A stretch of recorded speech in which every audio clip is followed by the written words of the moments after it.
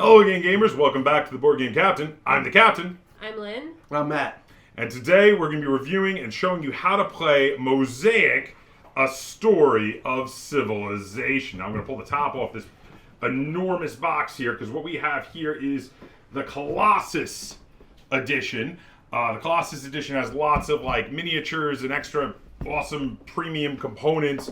It's absolutely huge. And I want to give a big thank you to the designer Glenn Drover and the company that made this game, Forbidden Games, for this copy, for this Colossus edition of Mosaic, A Story of Civilization, to be able to play and review. Now, before we get too into this, in addition to giving a thank you, I also need to disclose we were all in on the playtesting of this game, and our names are in the back of the rulebook as playtesters. So FYI, we actually... everybody here actually had feedback that actually made it into the game, believe it or not. So I do want to disclose that. Before we get too into this review, though, I also want to say I've got a ton of links in the description down below that you can check out at your leisure. There are links to BoardGameCaptain.com, which is a great hub for all things Board Game Captain. There's also a link to my Teespring store, where you can get yourself some cool Board Game Captain merchandise, t-shirts, mugs, etc.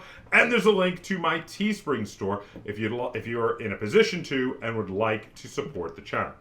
Okay, so Lynn, what were the stats on this one? 14 plus. All right, so 14 plus, yes. I'm going to say yes. 100%. There's a lot going on in here. Yeah. A lot to keep track of. There's a lot. Yeah, I think there's a lot because we even miss some things once in a while. This is a tough game to hold the attention of someone who's younger just because of how much is going on. Yeah. Now, if you got a 12 or 13 that's a gamer, yeah, maybe, You agree too? Yeah, I would say 14 plus, and if they're younger than that, then it's individual, depending. Yeah, then it'd be individual. But. Yeah. Yeah, what was the next stat? 120 minutes. Maybe with experienced players and maybe not too many players. Yeah. Maybe not your first time through. Yeah, and also maybe not if you're doing 6 players. Mm-hmm. Yeah, that could bring the game a little bit longer. But if you have like 3 players, 4 players, and you've all played it before, you could probably get it under 2 hours. I bet you could. Which is amazing for a heavyweight game. You could get it under 2 probably. But with more players or people who are playing it the first time, you should expect maybe 3 hours. Mm-hmm. Or sometimes with me with the analysis paralysis. If you get analysis paralysis, of course. Would you agree with that? Yeah. So it could be, but it probably should be a little longer. I probably would have given this more of a range of like 1.5 to 3.5. Does that make sense? Yeah, that's a weird range though. But it feels right for this one. And what was the final stat on this? It was 1 to 6 players. So there is a solo game. We haven't tried that yet, but we tried it at a bunch of different player counts, and for the different player counts, yes, this scales very well for the different player counts. Mm-hmm. Would you guys agree? Yeah, because the map just gets smaller. So they removed some areas you're playing with less players. They also make one of the cards closer to the top of the deck. One of the cards that's one of the scoring cards. But other than that, it plays basically the same regardless of player count. Yeah, I think I like it better with a higher player count. I like it with I like it with a little bit more. Like 4 to 6 players. Less people in my personal space. So. Oh, okay. Fair I just like it because it takes away a lot of options when you got more people in there. It's really, it starts eating up territory and cards pretty quick. That could be interesting. So yeah. I like that. But all right, now very quickly we're going to show some of the things that are in here, but we're not going to go too deep into it because you're going to see most of this out on the table. You're going to see a lot of these components. Again, we have the Colossus edition. That comes with a lot of like chunky wooden bits and miniatures, but it also came with the standard components, the standard punch-out components. Lynn, pull that sheet off to show what we got. We've got one of these here. This is standard components you can see for cities and towns here, which are also, I mean, the art is pretty nice on them. They're actually the thick cardboard. What do you think of these, Matt? Even for the standard edition components, I mean, no, these are nice. They're right, like they look different. You can tell what they are by looking at them. They're pretty thick. These boards are really thick. Let me show that on the camera. These are like really thick punch boards. They're like linen finish. The art is different on each of the types of structures, and they look really nice. I mean, they're definitely cool. All right, but real quick for what you got in the box. So there's a score pad for going through your score. Very cool. There's a rule sheet for the solo game. None of us have tried the solo game, so can't really comment on that. There are, and I know Matt wants to say something about this, there are 2 main rule books. Love the 2 rule books. I'm always flipping through it constantly throughout the game. So the fact that I'm not having to snag it from the other side of the table is awesome. And you were saying you agreed with that too, right? Yeah. Beforehand? You were saying you really liked there were two to send around. It's a hassle to just be like, oh, who has the rulebook? Pass it over here. Like, not having to do that's great. Then we've got 3 of these awesome freaking cheat sheets. Which why don't you talk a little about this because you really like these cheat sheets. Oh yeah, it has like there's different achievements that you can get throughout the game, and this lists them all, what they do and how you can get them. And it also has like end scoring and a little rundown on all the different characters you could be. And it has everything for also the not just the achievements but also the wonders. Yeah. All the rules for the wonders are in there, which is really good. I like that they did that. We've got a giant board, which I'm not going to open up right here because it's huge. You're going to see this out on the table. But just to show you a little section of it, it is colorful, it is beautiful, it is well defined, and there's room for almost everything you're going to need in the game, with the exception of the stuff that goes on the scoreboard and the stuff that goes on your personal board. Would you guys agree with that statement? Mm-hmm. Yeah. Yep. Just to add, I'm sorry to interrupt. Go ahead. The only thing that the reference card, when we were looking for it earlier, we couldn't figure out the actions because you have 8 different actions you can choose from. But it is on the back of the book. But it's on the back of the rule book, which again, there's 2 of, which we love. So yes. Then we have who wants to talk about the player boards? Who wants to talk first about the player boards? Because these are great. I guess me. I'll do it. All right. So here's the deal. We got these player boards now. As you can see, there's a ton of stuff on here. Ton of spaces to keep track on all the engine building and the set collecting of things here. And it's all recessed. It is all recessed. So your cubes are sitting in little sunken spaces. Your discs are sitting in little sunken spaces. These are fantastic, and they have them in all the different colors to represent all the different civilizations. I love the player boards. I think well, it was nice because we had to pick it up and move it the one time. We didn't have to worry about anything sliding around. So. Well, it did. well, that's because I picked one fully up. I was going to leave that part out because he was going to edit it out. But then we've got the leader cards, which are really cool and have artwork, most of which are meant to look like people the designer of the game knows. I know this person. I've met them. As an example. And this one suspiciously looks like the game's designer. As an example. Yeah.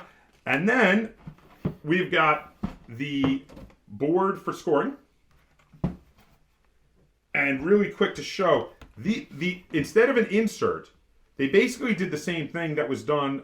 This has been happening more and more in modern games, but the first time I saw it was in Wasteland Express. Yep. Where you have, instead of an insert, you have these trays that hold all the components. You pick them up and you're ready to go. You just put this on the table and take the top off. There's a ton of trays, including, if we pull these out, there are some trays for each player character and all of their pieces. So these are all the blue pieces. This is fantastic. That's really about it. I mean, other than that, we've got some really nice linen finished cards with really cool artwork on it. You're going to see a lot of these out on the table. Was there anything else we should draw specific attention to? Other than this saves a little bit of time on setup because it could be a little long. Oh, this is great. Yeah. Definitely saves time on setup. Anything else that we should talk about before we get to it? I don't know. What do you think? A little... Oh, well, now this is these are 2-dimensional cardboard pieces if you play the game with the standard edition, but in our Colossus edition, we have miniatures for all the wonders. In addition, we have miniatures for all the soldiers and the population, and metal money. Yeah, so the Colossus edition is great. Metal money and wooden pieces. Yeah, wooden chunky Love resources. metal money and wooden pieces. Would gladly pay extra for a game if they all had it. I agree. So I totally love those. Now, you always say you're not as big on the presentation of the game, but do you appreciate all these amazing extras for the Colossus edition? I do.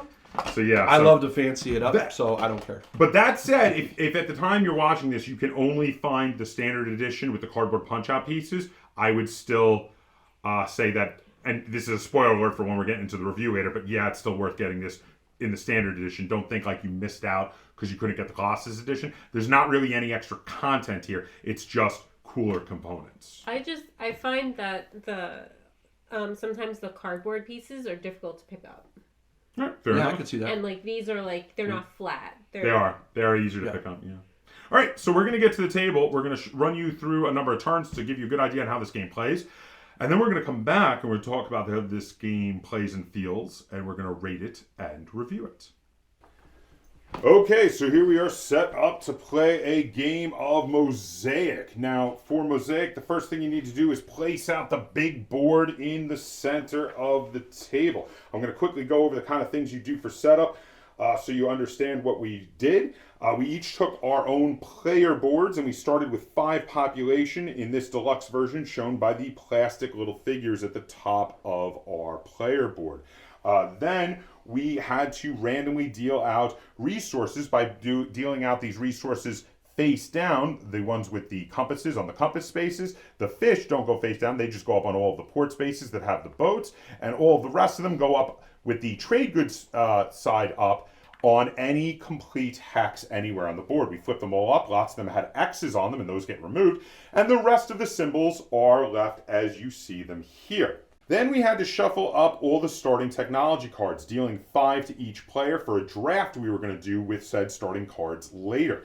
We took the rest of the starting technology cards and we shuffled them in with the rest of the technology deck here. We separated into 3 equal piles and we had to place the Empire scoring card in one of the piles. For a 3-player game, you put that pile in the center of the 3 and you place them out on the technology deck area on the board. Then similarly, you do something with the build deck where you shuffle it up, you deal the cards into 2 equal piles and shuffle the Empire scoring card into the bottom half of that deck. With the population deck, which goes over here, for 3 players, we make a deck of 10 cards, and then an 11th card, which is the special scoring card, is put in the bottom half of that population deck. And then the same thing is done with the tax and tariff deck. Lynn, point to the tax and tariff deck for me. Now, in a 3-player game, we remove Hispania from the board. Lynn, point to Hispania over there. We covered it with all the X tiles, a lot of the ones that we had already removed from the board, to show you on camera that we are not using that area. We will not be fighting over Hispania. In a 2-player game, you also remove Gaul. Lynn, point to Gaul for me. But of course, we are playing at 3 players. Then we have to place out all of the Wonder, Golden Age, and Government tiles, which are things we can earn later in the game through different actions. However, those are off camera because there's just so much to show here. We also deal out a random 9 of the Civilization achievement tiles, also things that you can earn later, and we randomly select a starting player, which wound up being Matt. Then we draft our technology cards, which give us a lot of bonuses. We select our characters, which give us asymmetrical powers and different starting abilities and money and etc. And placing out all of the tiles and all of the cards, and we are all ready to play. So I am on this side of the board. I will be controlling all of the purple pieces on the board, and the asymmetrical character I chose is the farmer, which gives me bonuses for food production, some good starting food and money, and also an ability whenever I take population, I will get extra population. I have chosen the scribe. I get a bonus to a single production line, and I also get some extra actions. I'm over here and I'm controlling all the green pieces. My city is over there.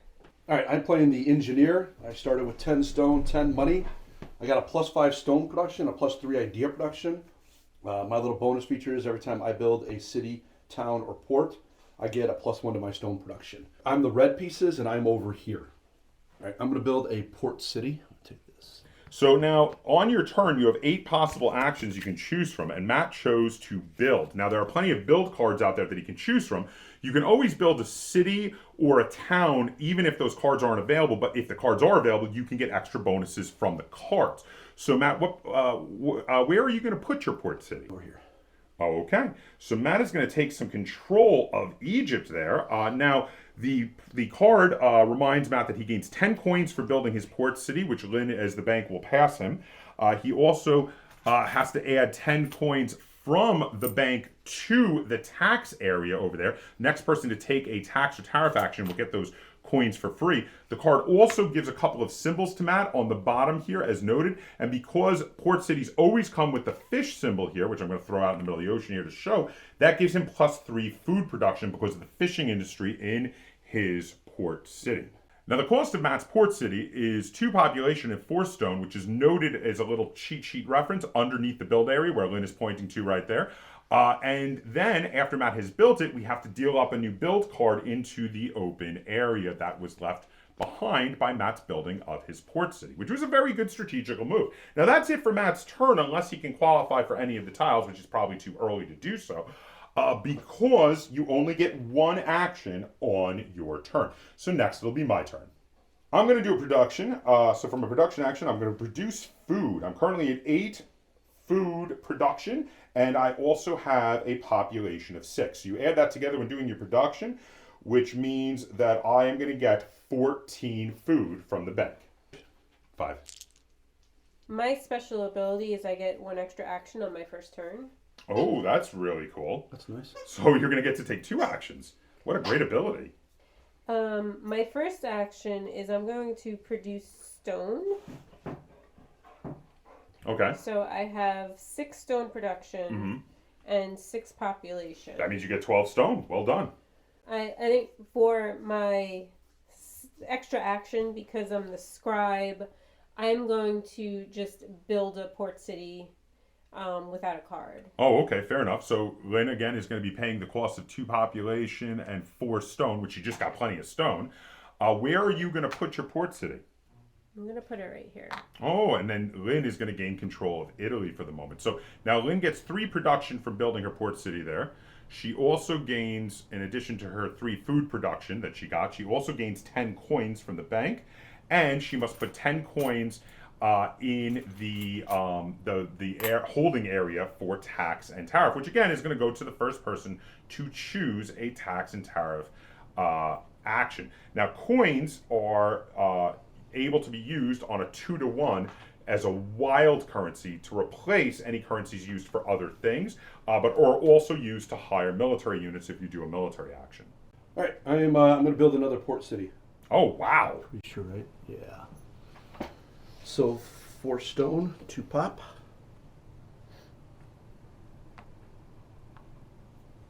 So yes, for building that port city, Matt gains 3 more food production and also gains 10 coins from the bank. Also, we forgot to mention earlier that Matt's engineer gives him extra stone production every time he builds a city or port city. For my turn, I'm going to take a population action. There are 2 population cards up here. There's one that costs 30 food. I'm going to do that one. So for the food, I have 5, 10, 15, 20 from my fish, another 4 from my wheat, and then I'm going to spend coins, 12, to equal the 6 missing food that I needed for the 30 food for that population card. So I'm going to give all that to the bank, and that population card gives me +4 population I can immediately add to my board. Now, I have a special ability that every time I do a population card, I get an extra population, which means this card actually gives me 5 population. So I'm going to discard that card off to the side, and I'm going to replace it out on the board.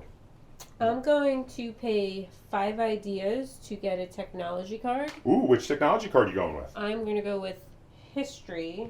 Oh, nice. That's the one that I think gives you a lot of scoring at the end of the game, right? Yes. So what does it do? It does 1 victory point per red sign and 2 victory point per civilization achievement at the end of the game. Oh, wow. So Lynn is early on grabbing some stuff that's going to get her lots of points for the end of the game. Well done. I am going to produce food. So I got 2 population and a 14 food production, so I get 16 food. And that's it for me. All right, well done. I'm going to do production on my turn, but this time I'm going to produce stone. Now, since I gained so much population last turn, it really boosts up my stone production, because my stone production is only at 2. So now, but I have a population of 11. So the 11 plus 2 is 13, and I'm going to gain 13 stone.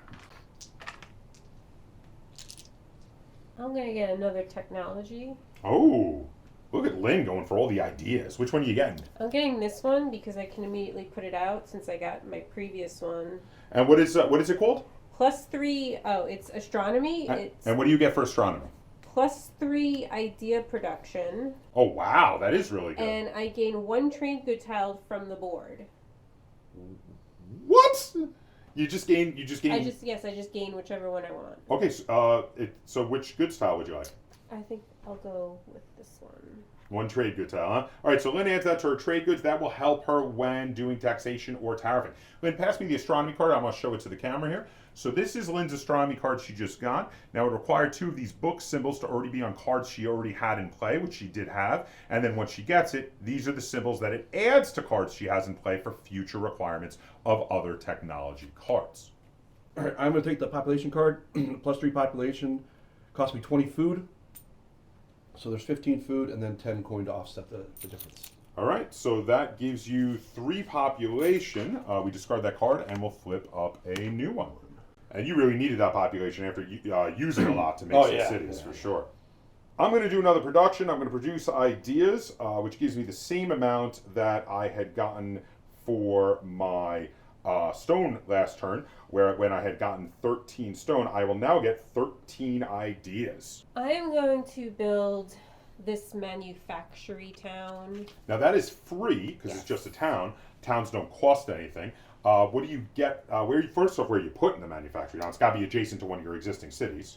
I'm going to put it right here. So Lynn gets another trade good to add to her board. Very nice. And then what do you... And I gain 5 coins and +1 tariff production. Oh, very nice. Well done.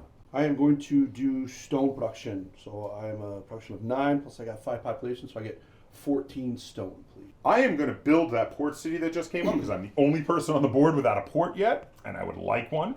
And so, of course, building this port city is going to add some symbols to my area over here. In addition, I'm going to have to spend for building a port city 4 stone and 2 population. So I'm going to do 2 my population for my board, and I'm going to give Lynn 5 stone. Give me 1 back as change, please. And then I'm going to place my port city anywhere I would like on an area that has a port. So I'm going to place it right over here in Numidia. And that will give me 3 food production, 10 coins. And Lynn added the 10 coins already to the holding area. Okay, and then that is it for my turn.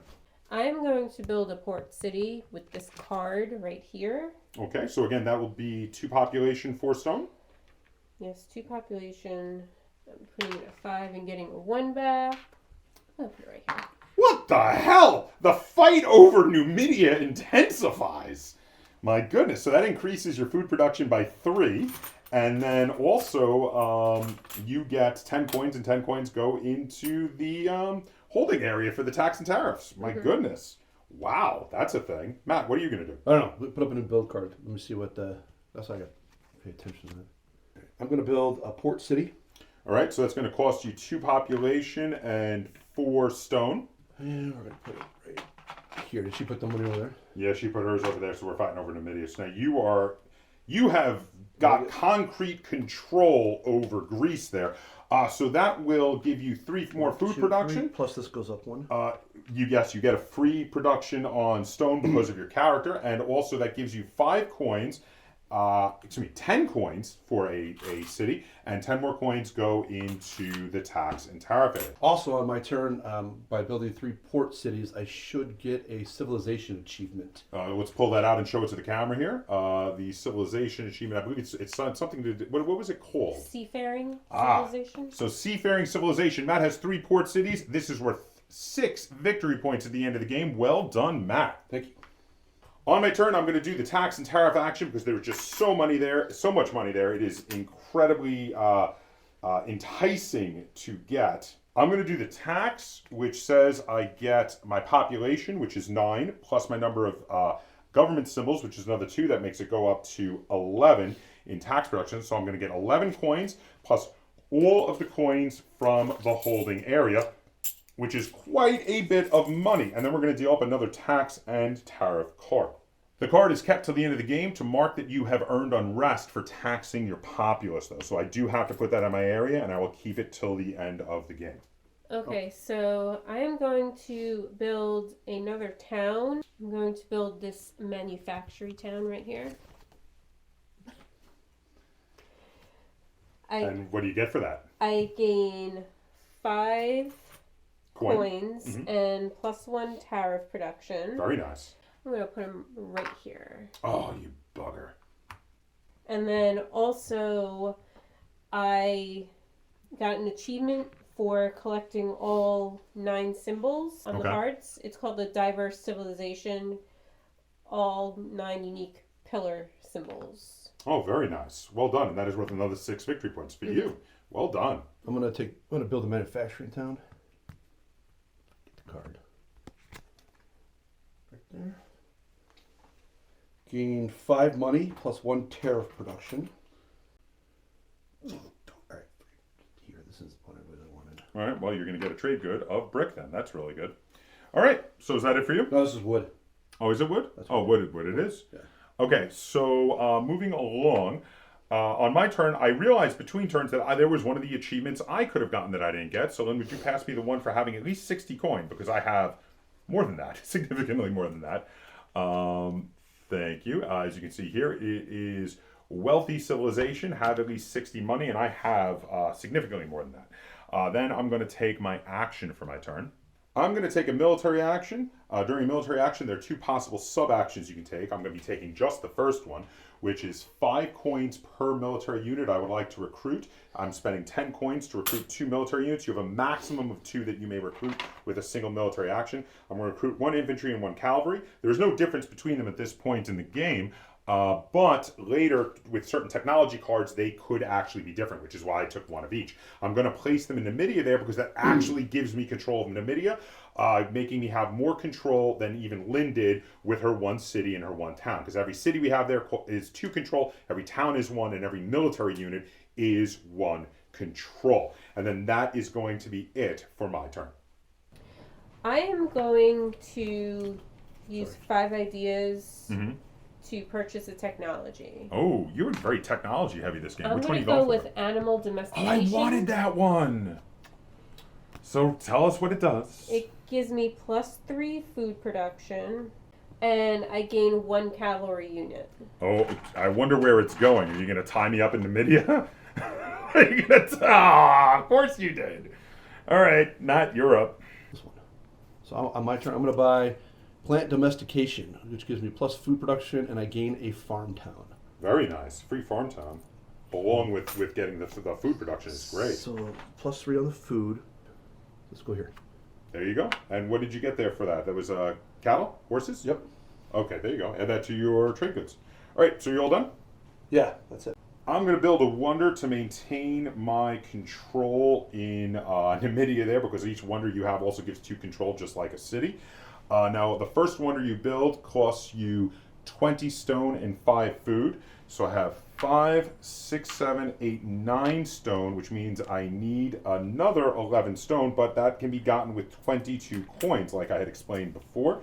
So I'm going to drop 22 coins in the pot as well. And then I need 5 food, which could be gotten with 10 more coins, which I'm going to do right there.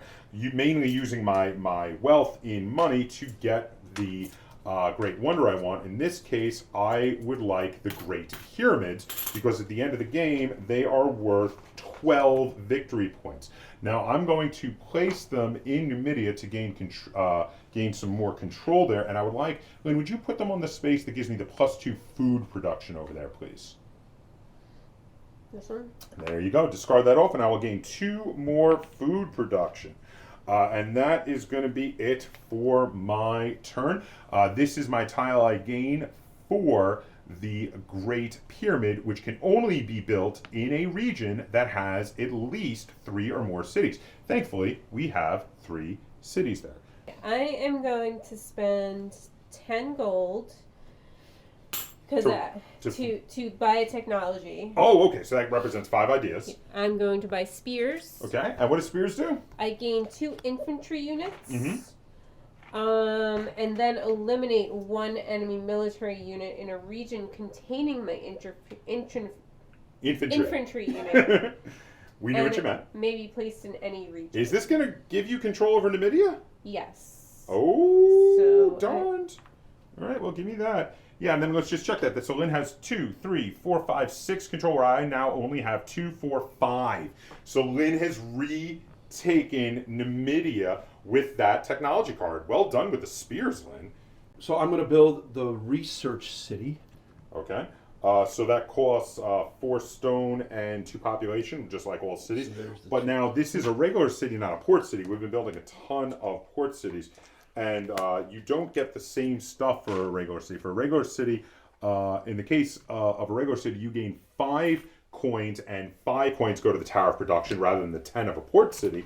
But also, this one gives you 3 idea production, which is really nice because it is a research city. Plus, of course, it gives him a couple extra symbols for all the symbols he has in his area. Where are you going to put the city? I am going to put it... Oh, Italy. Right here. And gain 5 food as well for doing 4 so. food. Oh, 4 food, excuse me. 4 food.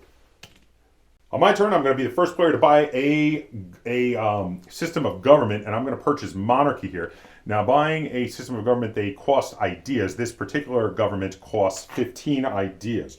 So I have 5, 10, 11, 12, 13 in ideas. So I need 2 more, which I'm going to use some of my coins. I'm going to put a 5 in, going to give me a single coin back.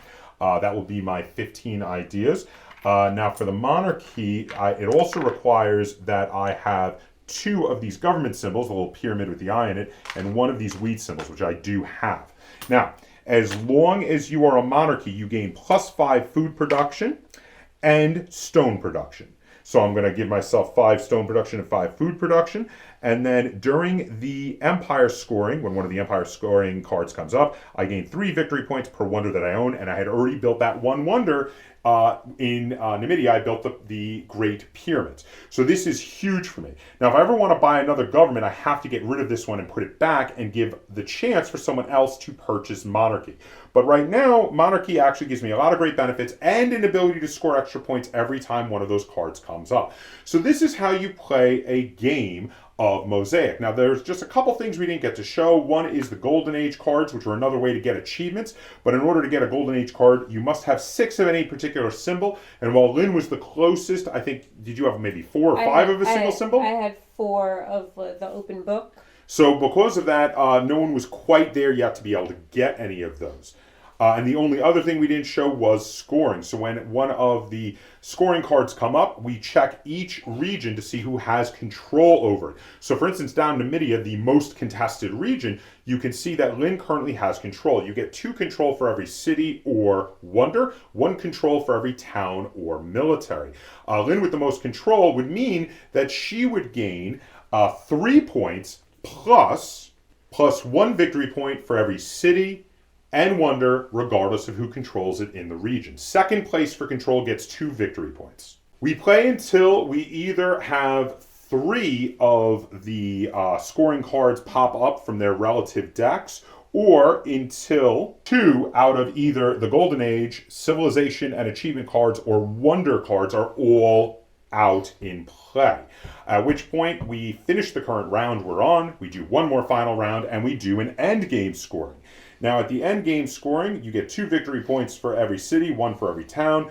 You score points for any of the Golden Ages and Wonders as shown on them. The Golden Ages all get 6 victory points. Wonders have varying victory points. You get 5 victory points for every manufactory town you've gotten as long as you have the particular trade goods shown on the manufactory town.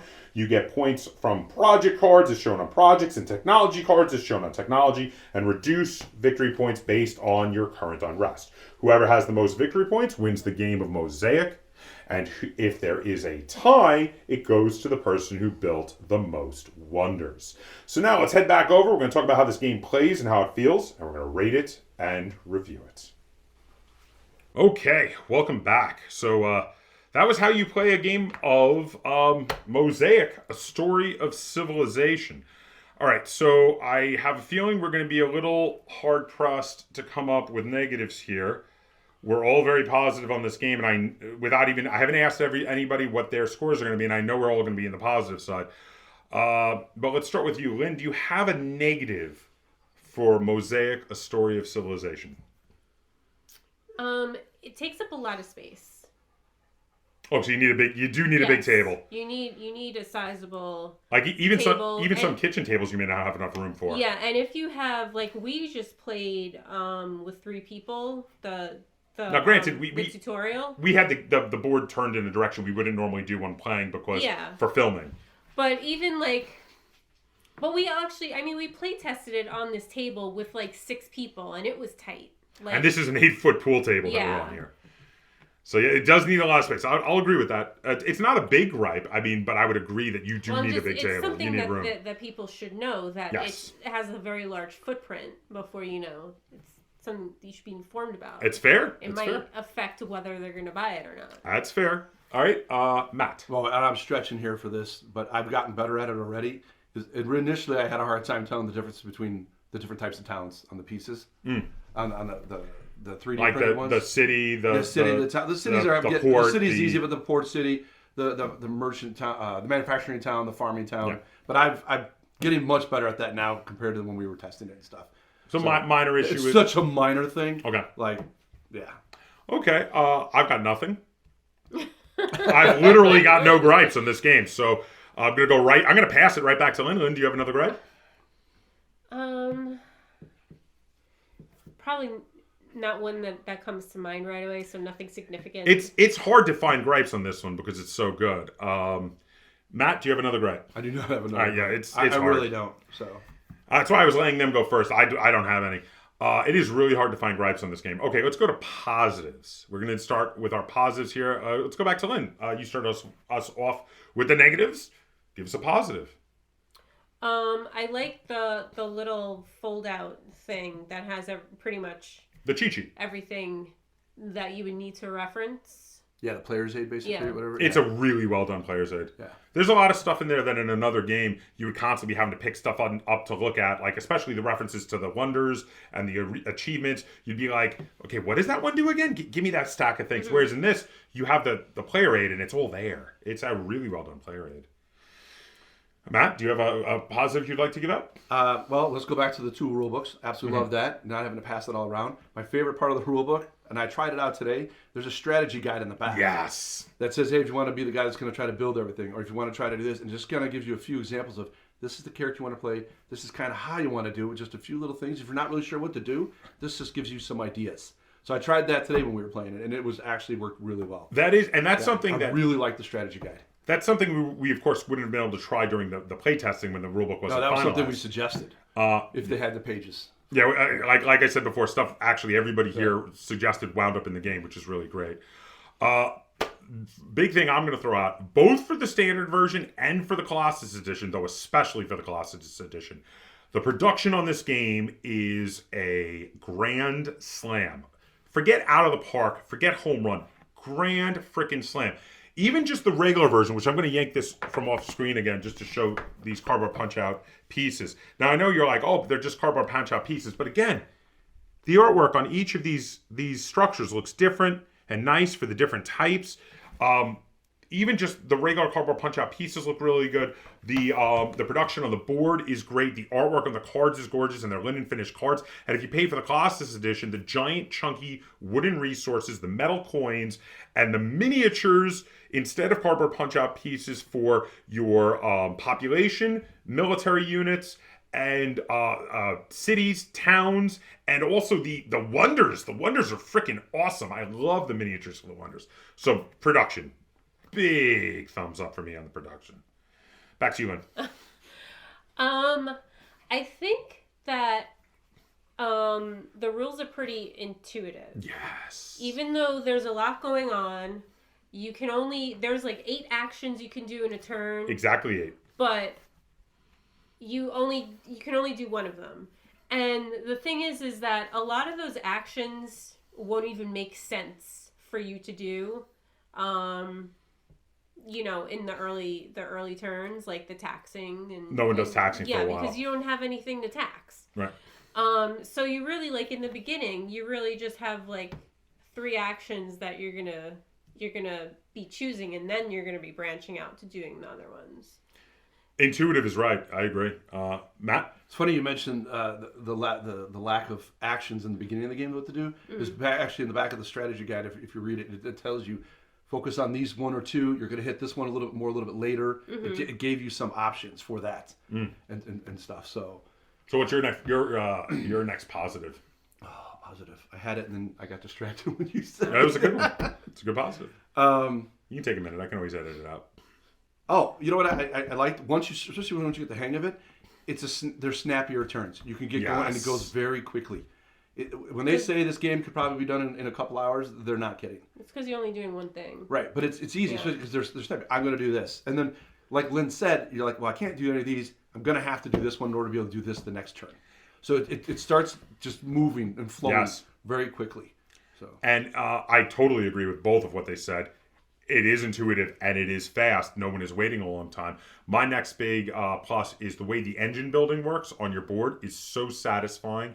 I love taking actions knowing that they're going to improve future actions and many future actions because you're improving your population knowing that lots of the resources you're going to get, you're going to increase the number of resources you're getting, or you're increasing your production of ideas so you can get more ideas to be able to get a government or buy technology and upgrade your technologies, which more technologies mean more symbols to get more other technologies. All of that is very, very wonderfully, elegantly works together. All of that wonderfully, elegantly works together to make a beautiful symphony of mechanics. And I love it. You're up. I don't think I can think of anything else. Are you? You're no other big positives. I mean, I love the game. It's hard to just pick one. I mean, there's so many great things about it. Like you said, It is. production. There's a lot going on. It's snappy once you get the hang of it. It's intuitive. It moves. The production is unbelievable. Did we basically say it all? Are we done? We talked about the mechanics. We talked about the. Is that it? All right. Then let's jump into our ratings. Then I think so. We've talked about this is a action selection game at its core. This is a resource management game. This is a engine building game and a area control game and an economic game, all merged together into this wonderful package. And obviously, we're all very positive about it. We could barely think of negatives to talk about. But let's go. I want to go last on the. I don't want to go first. So, Lynn, you're up on first. You love going first on the ratings anyway. Lynn, how many stars out of 10 are you going to give Mosaic, a story of civilization? I'm gonna give it 8 That is a very high score. because and it's a lot. It's a lot. It is a heavyweight game. So it's not. So that takes away a point for me, and I don't love like every part of the game. Like there's a military thing. Like you can do like There are certain cards that allow you to attack there's- other people. There's like attacking, which I'm not a fan of that. But like I like. But it's very minor. It's very minor. But I like everything else. I find incredible satisfaction of putting little cities and towns down. It is so and satisfying. growing my little area. Oh yeah, I couldn't agree more. In fact, I agree so much more that I probably rated it higher. But 8 is a very high score. That is into that. And I like collecting things. So you put a town down, and then you get to put the little olive oil thing, and you collect the olive oil. Yeah. I just like collecting things. And the olive oil, when you have the other cards, that builds into that. It gets you Yeah. more victory points at the end if you have 3 of certain something or whatever. Mm-hmm. That would probably be the one thing you're always like, oh, I forgot to grab this civilization award or whatever, because there's so many things. There's so going many on. things going on. Sometimes you're just like, man, I want those points. Oh, I We did that. forget in the example game a couple times where there were things like, oh, we'll do it on our next turn. We forgot to grab an achievement. Yeah, some sort of civilization Which achievement. I love those There's achievements. a lot going on. There's a I lot like going the on. heavy games. Yes. I do like the heavy games, and unlike Lynn, I like when I can kill things. Now, so I wish this game had a little bit more of that sometimes. And it's in there. You can do it. It's not a lot. But it's more on the download. It's just there. Like, oh, there's going to put something in there just to help control the area because a couple guys in there will give you a little bit more control. Great, Right. I'm going to bring a guy in there just to kill him. It's not overly complex. It's super easy to do. Love that about it. If I had to give this out of 10, Yes. let me preface this by saying, because I think the score could go up the more I play it. Mm-hmm. And here's why. Because every time I bring this, I've done this now. We've play tested it. We did it just today, and I feel like, man, I can't wait to bring this back out to the table and teach some other people how to play this game. Yeah. It's just fun. It's I just so have good. fun, and I've never won. Ever when we played it, I got close. I still talk about. You the got day I second close. place. You got second place. Yeah.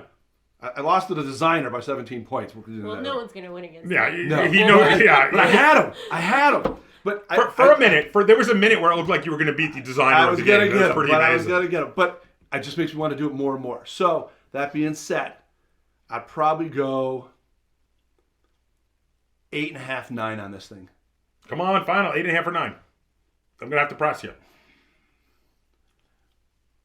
I'll go 9. 9. I'll go 9. I 9. really enjoy playing this game. I think it's a lot of fun. It's Like so Lynn good. said, placing the cities. You're trying to get more territory. I'm going to build another one. Oh, I'm going to go short over here. Doesn't matter. I'm going to put some more out there and try to do it. It's just fun. I just enjoy playing it. And now the reason I insisted on going last is because this is getting a perfect 10 out of 10 from me. All right, so first off, I want to talk real quickly about why I gave this a 10. So to start with, like I said, we were in on some of the play testing of this game. And the first time we play tested this game, the game was already in a condition. It had already been play tested by some other people, and it was already in a condition where I was like, this game is great. And I told the designer, I said, listen, if you publish this game now, it would be a great game. But if you make the following changes, this game could be unbelievably amazing. And then he made a lot of those changes. And he kept coming back, and we play tested again and again. And we made more suggestions, and he just kept refining it until it was really ready to come out. And because of that, this game just had to go up in my estimation. In addition, I do want to say, I have reviewed quite a few of Glenn's games on this channel. And every one of the games of his that I've reviewed has been between a 7-star game and a 9-star game. They've all been very good to very great. This game is, for lack of a better word, a perfect game. This is up there as one of my favorite games of all time. Absolutely freaking adore this game. There's no part of this game that I think doesn't work. I could not think of a downside. The downsides they were thinking of are grasping at straws, if you ask me. We were digging for those. Yeah. This game is amazing. 10 out of 10 stars for me. It is all the best parts of an area control game, an economic game, a civilization game, a engine building game, and a resource management and action selection game all in one, and really does all of those better than almost anything else in my collection.